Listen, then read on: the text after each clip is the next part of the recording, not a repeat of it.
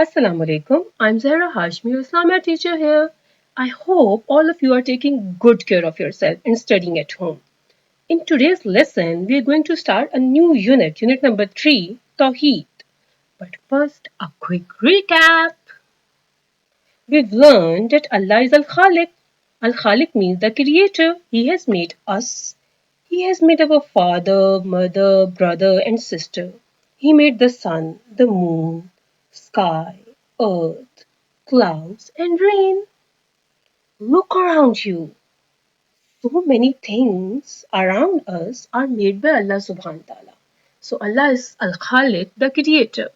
Allah is also Al Wahid, which means the one. Allah is one and only.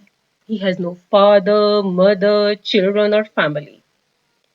We have learned this in the previous lessons. Now we are going to learn about Tawheed. Have you ever heard this word before? Do you know what it means? What is Tawheed? The word Tawheed might be new, but its meaning is very simple. The belief in one Allah is called Tawheed. As Muslim, we believe in oneness of Allah, that there is only one Allah. हम मुसलमान इस बात पर यकीन रखते हैं कि अल्लाह एक है और एक अल्लाह को मानना, एक अल्लाह पर ईमान रखना तौहीद कहलाता है। तौहीद is very important. In fact, Tawheed is the most important belief for Muslims. You know why Tawheed is the most important belief for all the Muslims? Let me tell you. Muslims are those who believe in one Allah. So if you believe in Tawheed, which means believing in one Allah, only then you're Muslims. If you do not believe in Tawheed, then you're not a Muslim. It's so important. So we've learned today that belief in one Allah is called Tawheed.